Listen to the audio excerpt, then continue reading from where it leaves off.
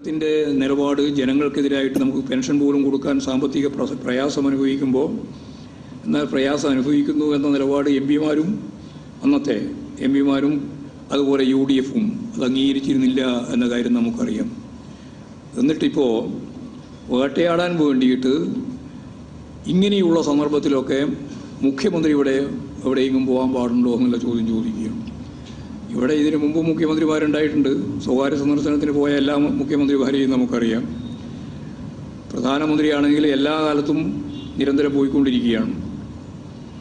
പിന്നെ ചില കോൺഗ്രസ് നേതാക്കന്മാർ തന്നെ എവിടെയാണ് പോകുന്നത് എന്ന് ആരും അറിയാതെ ഇടക്കിടക്ക് മുങ്ങിക്കൊണ്ടിരിക്കുന്ന കാര്യവും നമുക്കെല്ലാവർക്കും അറിയുന്നതാണ്.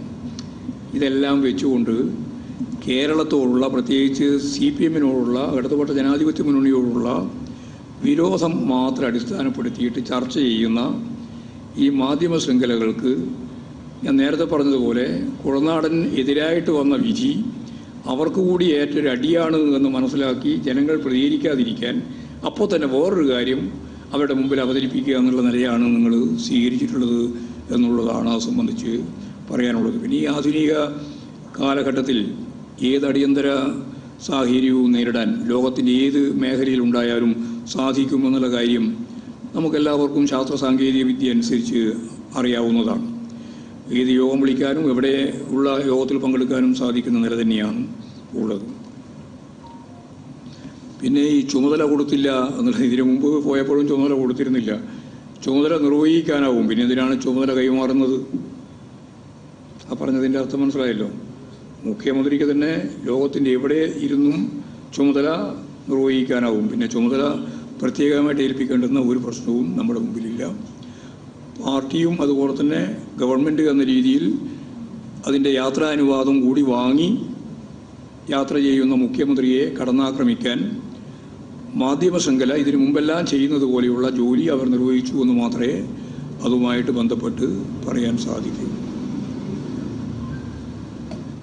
ഇത്രയും കാര്യങ്ങളാണ് പ്രധാനമായിട്ട് പറയാനുള്ളത്. എന്താ ചോദ്യം?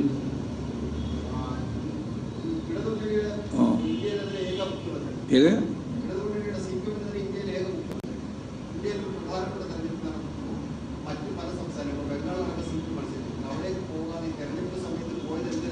അല്ല, അതിന് മുമ്പ് എവിടെയും പോയിട്ടില്ല.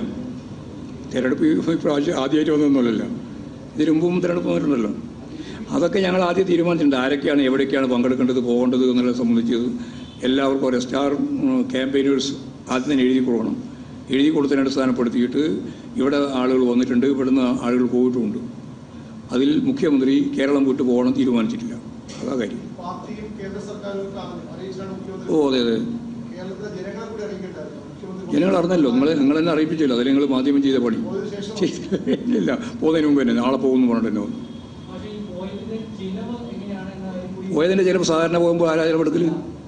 അതാ ഞാൻ പറയുന്നത്. നിങ്ങൾ എവിടെയെങ്കിലും പോകുമ്പോൾ നിങ്ങളുടെ ചിലപ്പോൾ എടുക്കൽ?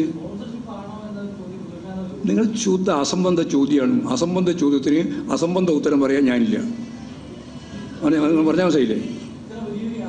വലിയ യാത്ര പോകുന്നതിന് വലിയ യാത്ര പോകുന്നതിന് നിങ്ങൾ ചിലവാരായിട്ട് ആരാ ടിക്കറ്റ് എടുത്തതെന്ന് നിങ്ങൾ അന്വേഷിക്കുന്നത്? അറിയിച്ചിട്ടുണ്ടല്ലോ. അതിലെ പറഞ്ഞിട്ടുണ്ട്. അറിയിക്കാണ്ട് പോവോ? അറിഞ്ഞിട്ടല്ലേ പോയിന്ന് ഞാൻ പറഞ്ഞല്ലോ. പിന്നെ വീണ്ടും ആ ചോദ്യം ചോദിക്കുന്നതിന് അടിസ്ഥാനത്താ നിങ്ങൾ ഏത് പത്ര? മാതൃഭൂമി. മാതൃഭൂമി ചോദിച്ചില്ലെങ്കിലേ പോകുള്ളൂ. കാരണം നിങ്ങളാണല്ലോ കെട്ടിപ്പോക്കിയത്. ആദ്യം മാതൃഭൂമിയാണ് റിപ്പോർട്ട് ചെയ്തിരുന്നത്. ശരി, മതി. അത്രയും കാരണം മതിയാക്കിയാൽ മതി. അതിനെ സംബന്ധിച്ചു സുധാകരൻ തന്നെ എന്ന് പറഞ്ഞാൽ പിന്നെ അതിൻ്റെ അർത്ഥം എന്താ?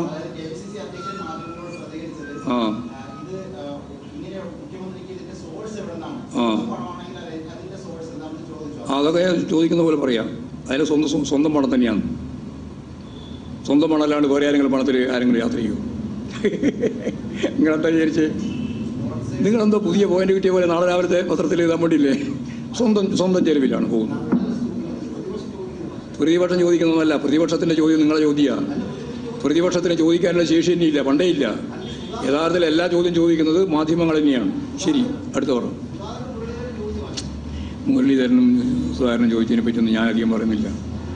സ്വന്തം സീറ്റ് നിലനിർത്താൻ വേണ്ടിയിട്ട് ഞാൻ BJP-യിലേക്ക് പോകാൻ തയ്യാറാവുന്നു എന്നുള്ള ഭീഷണി ഉപയോഗിച്ചിട്ട് വീണ്ടും തിരിച്ചു വന്നിരിക്കുകയാണ് പ്രസിഡന്റ് 2 ദിവസം കഴിഞ്ഞപ്പോൾ. അതിനെപ്പറ്റി നിങ്ങൾക്ക് ചർച്ചയില്ല. ഭീഷണിയിലാണ്. പിന്നെന്താ? ഭീഷണി സ്വരം അന്നേ പറഞ്ഞില്ല, ഞാനും നിങ്ങളും കേട്ടതല്ലേ. നിങ്ങൾക്ക് ഭീഷണി മനസ്സിലാവുന്നില്ലേ? ഹൈക്കമാൻഡ് സമ്മതിക്കാൻ അന്നേരം സമ്മതിക്കായിരുന്നല്ലേ അന്നേരല്ലേ യോഗം ചേർന്നത്? ഹൈക്കമാൻഡ് സമ്മതിക്കുന്നതിന് എന്തെങ്കിലും ഒരു കാര്യം ഉണ്ടാവില്ല. ഞാൻ നേരത്തെ സാധാരണ പറയുന്ന ഒരു കാര്യമുണ്ടല്ലോ, എന്തെങ്കിലും ഒരു കാരണം ഉണ്ടാവില്ലേ ഇതിന്? അതാ പറഞ്ഞ അതാ ഭീഷണി. പിന്നെ അതിനല്ലേ സ്ഥിരം ഭീഷണി.